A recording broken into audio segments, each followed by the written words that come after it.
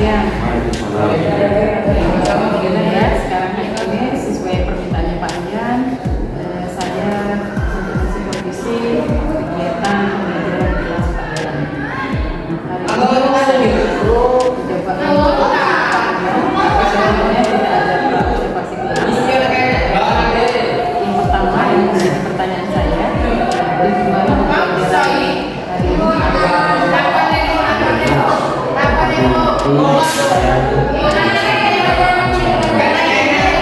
Yang kedua,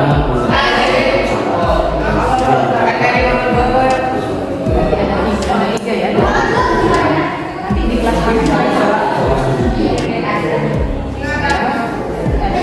termasuk berapa? ini sudah tiga. Dari tujuan itu pengembangan yang akan dicapai apa? Anak-anak bisa mengetahui yang pertama karena kita pakai diferensiasi ya. Kita yang pertama tahu pola belajarnya masing-masing. Yang kedua, anak-anak bisa memahami pembelajaran itu sesuai dengan pola belajarnya. Dan selanjutnya bisa mengetahui rutin sholat dan praktek yang baik dan benar. Strategi yang disiapkan Nanti kita akan melakukan diskusi dengan anak-anak. Terus kan sudah dibagi ada yang kelompok visual, ada yang kelompoknya visual, ada yang kelompoknya kami sudah membagi anak-anak dan teman-teman. Nanti ini akan yang audio itu melihat yang ada di tempat kami share, yang visual yang melihat, yang audio itu yang mendengarkan. Kami juga menyiapkan kelas yang kinestetik ketika mau kelas dan berkaitan juga. Jadi semua gaya belajar sudah terangkum ya. Terima kasih Pak Rian. Ini ya, terus media dan ini FPP-nya ya. Insentif saya dari BPP-nya dan ketika supervisi observasi nanti Pak Rian.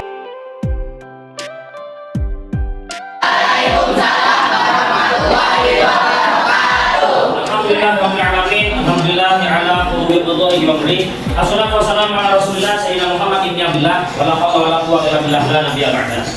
Allah Ta'ala fi kitabil karim. Bismillahirrahmanirrahim. Wa qimis shalah. Inna sholata tanha 'anil fahsya'i wal munkar. Wa qala Rasulullah sallallahu alaihi wasallam, as-sholatu 'imaduddin. Wa man aqama faqad aqama din, wa man taraka faqad hadama din. Al-ayat. Jadi anak-anak, pada sesi kali ini materinya adalah tentang sholat. Sebelum dimulai kita sudah pikir untuk ketua kelas ada pimpin doa. Silakan.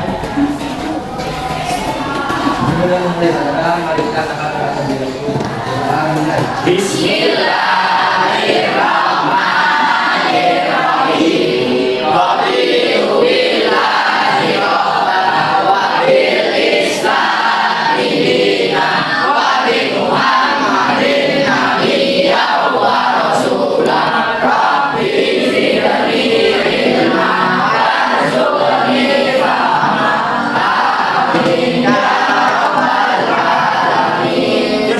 Semuanya berdiri. Ya, ada nggak yang pakai satu sekarang? Semuanya pakai ya? Lengkap? Memang nggak ada dasinya. Jangan diam ya. Apakah semua yang cewek tadi semua? Ya sudah, alhamdulillah, silakan untuk kembali. Sebelum dimulai, Pak Rian masih ajar kalian tentang rukun Islam. Sudah pernah dengar ya? Dari tahu rukun Islam? Saya cobakan dulu ya. Katakan rukun Islam yang pertama. Katakan rukun Islam yang kedua. Benar lagi. Katakan rukun Islam yang pertama. Lagi. Syahadat. Sekali lagi. Rukun Islam. Rukun Islam yang pertama.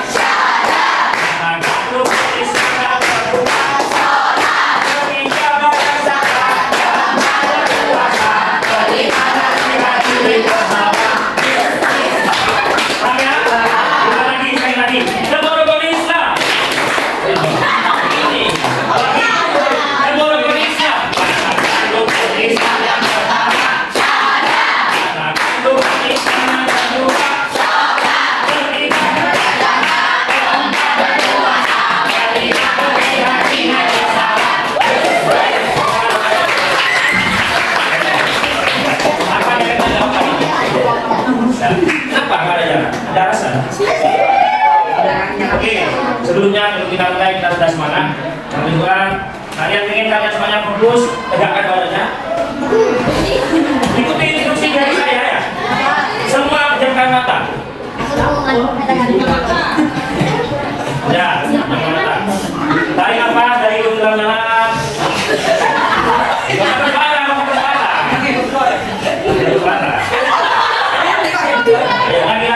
Lagi semua pejamkan mata. Tarik nafas dalam-dalam. Buang dari mulutnya pelan-pelan. Ya sudah, tenang, sudah. Buka mata. Kalian sedang bagi ya, membagi kalian menjadi 3 kelompok. Yang pertama kelompok auditori, yang mana pembelajarannya kalian dengan pendengaran. Yang kedua kelompok visual, pembelajarannya dengan membaca dan melihat. Dan yang ketiga kinestetik. Tapi kalian belajar juga dengan gerakan. Paham ya? Kita kembali sholat. Adakah yang tahu makna sholat itu apa? Angkat tangan. Silakan, sholat bebas. Mana yang kalian tahu makna sholat? Ya. Apa yang kamu tahu tentang sholat? Angkat tangan. Sholat yang agama, karena bersyukur sama saja. Ayo. Apa? Iya.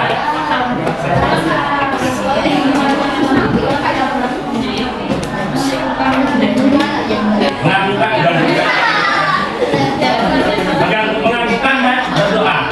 Kalau tentang zikir ada yang tahu apa itu zikir? Ada kami tahu ya.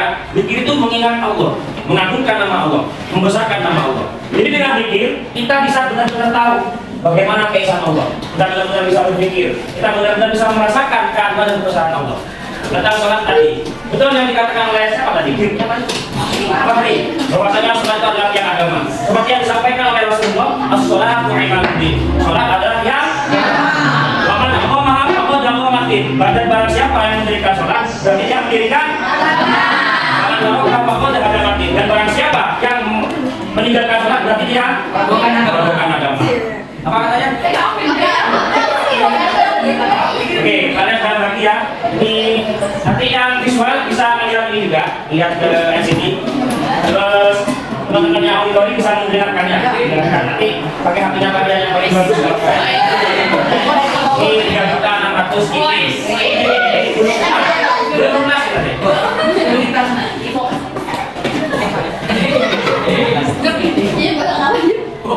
Bawa gunting kan? Ada nggak gunting?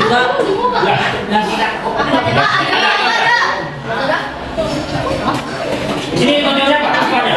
Yang apanya?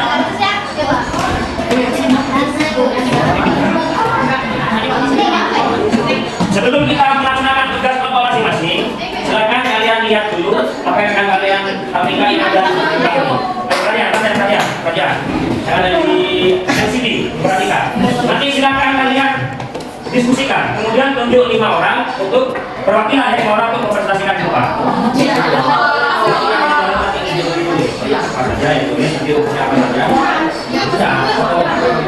Kalau yang visual kalian ini penting-penting ya.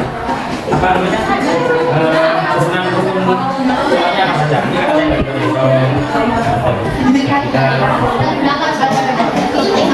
bentar lagi ya. Terus kalau yang ini nanti yang kalian datang nanti Mas Irfan akan menyampaikan. Kita lihat rukun sholat. Kenapa sholat itu penting anak-anak? Dengarkan dulu kata Allah dalam Al-Qur'annya, wa aqimis sholat, dan dirikanlah sholat. Inna sholata tanha 'anil fahsya'i wal munkar. Sesungguhnya sholat itu menjauhkan kita dari apa? Dari jin, dari perbuatan keji dan munkar. Bukan kata-kata ini Al-Qur'an ini. Jadi pasti ini. Lihat. Bisa berlangsungnya pelaksanaan sholat itu. Jadi bedanya dengan syarat, kalau syarat itu di bawah sholat, sementara kalau hukum kita adalah di bawah sholat. Hukum sholat yang pertama adalah niat. Niat ini adalah pekerjaan hati di dalam hati. Dalam konsep ini, niat ini diucapkan dalam hati bersama dengan gerakan pertama. Jadi kalau sholat kita berumah dalam keadaan ikhram, maka niat ini bersama dengan tapi dalam waktu yang sama kembali, niat ini diucapkan di dalam hati sebelum sholat ini. Bisa berniat di sholat. Kemudian yang keempat,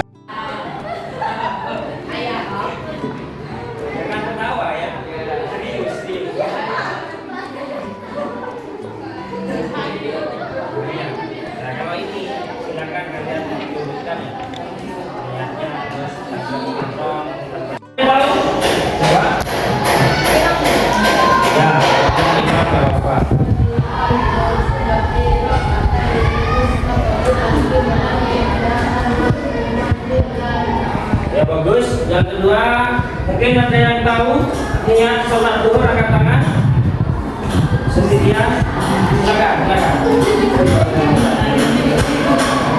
Waktu dulu kata ini.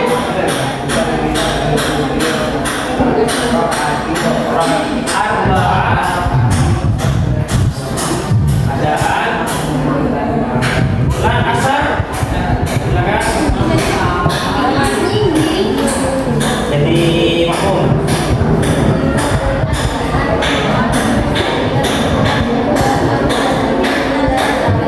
Dan maghrib.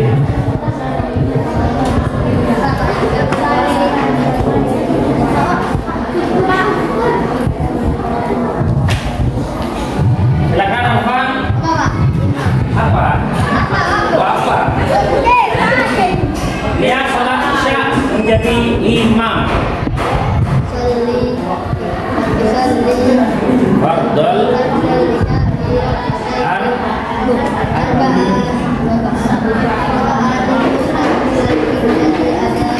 ada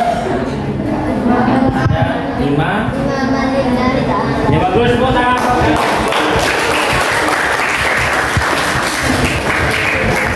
Yang kedua, berdiri bagi yang mampu. Artinya apa? Ini kalau ada yang penting silakan dicatat untuk diskusi kalian dalam presentasikan.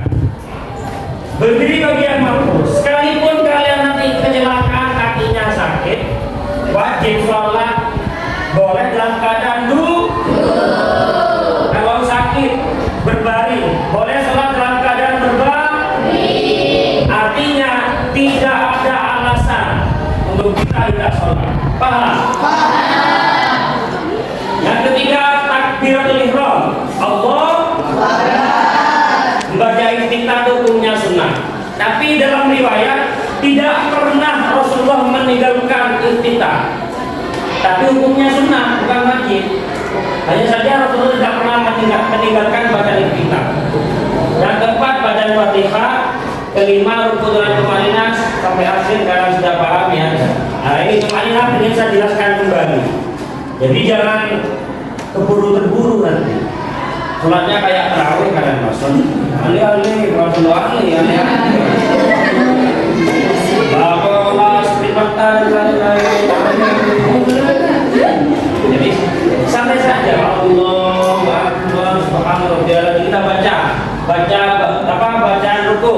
Subhana rabbiyal azim wa bihamdi. Subhana rabbiyal azim wa bihamdi.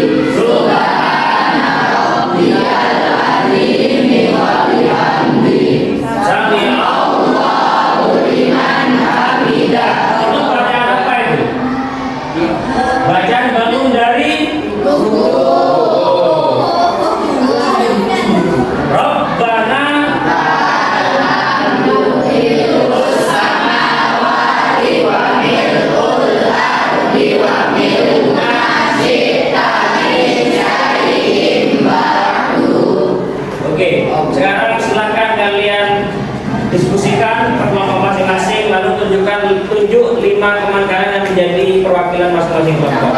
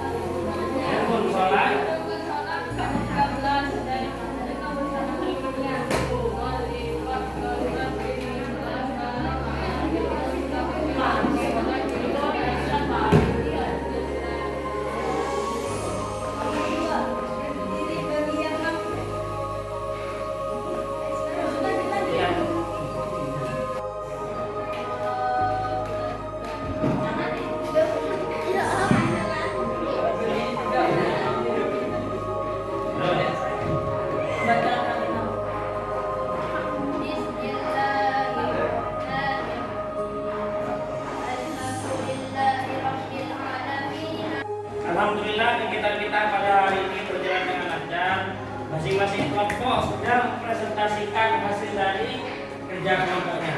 Dan alhamdulillah juga semuanya berjalan dengan lancar sesuai dengan yang baik. Sebelum kita tutup, kira-kira menurut kalian apa manfaat yang bisa kita petik pada pertemuan pada hari ini? Manfaatnya apa? Dapat sholat dengan tertib. Terus mengetahui rukun sholat. Ada lagi? Ada lagi? Mungkin mengetahui pengertian, pemahaman tentang sholat dan zikir.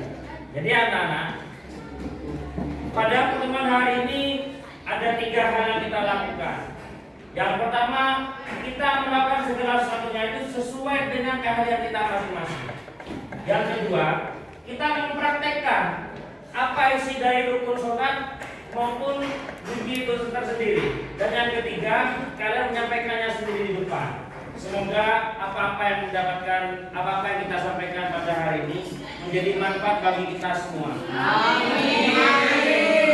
Mudah-mudahan manfaatnya juga seperti yang disampaikan oleh teman-teman kalian, mengetahui hukumnya, kalian bisa sholat dengan tertib, sholat dengan baik dan benar. Amin. Sebelum kita tutup pada ketua kelas agar mengerti Tuhan terlebih dahulu.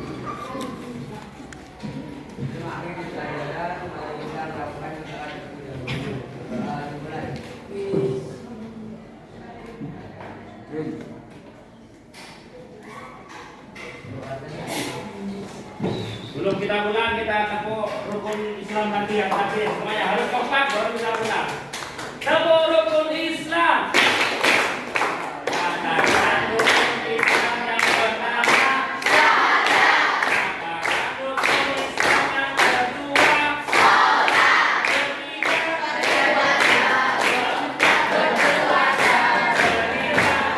Ketiga.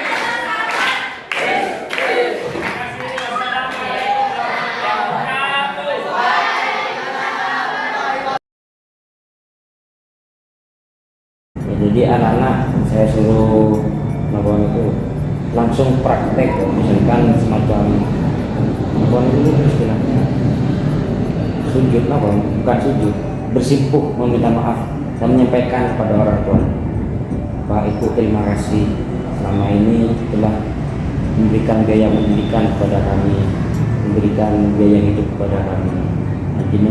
Jenengan tidak pernah sambat, justru kami ini yang sekolah masih malas-malasan. Setelah itu saya suruh minta maaf, saya suruh cium tangannya, saya suruh cium kedua pipinya. Waktu itu memang tidak saya jelaskan apa yang akan dilakukan, cuma setelah itu rasakan sendiri. Ada perasaan lega. Ada perasaan lega. Bahkan orang tuanya itu post up pribadi ke saya, menyampaikan terima kasih. Dan ada perubahan ke anaknya. Itu juga termasuk bagian dari itu. Tanpa kita sadari ternyata kita sudah melakukan itu. Kesadaran diri, kesadaran sosial anak juga orang tuanya. Kemudian kira-kira rencana tidak lanjut ke depannya Pak dari proses pembelajaran juga mulai mengenal berdiferensiasi tidak lanjut ke depannya proses pembelajarannya seperti apa?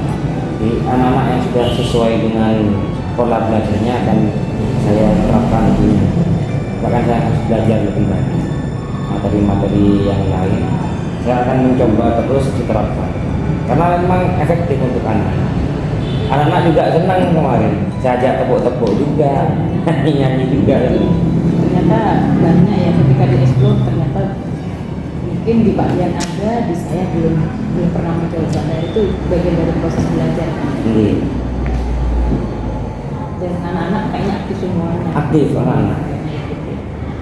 Maka ketika saya buka itu, apa yang kalian ketahui tentang sholat? Saya menyampaikan doa dan menyampaikan proses takbiratul ihram menuju salam. Itu masing-masing anak-anak kan sesuai dengan pengetahuannya. Intinya anak-anak sudah paham kalau sholat itu adalah bagian ibadah kita. Jadi ini proses pembelajaran berdiferensiasi ini sangat cocok di kurikulum yang sedang berlaku. Sangat cocok. Cuma ini saya yang harus belajar supaya bisa menguasai kelas. Harus ada proses untuk ini ya pembelajaran.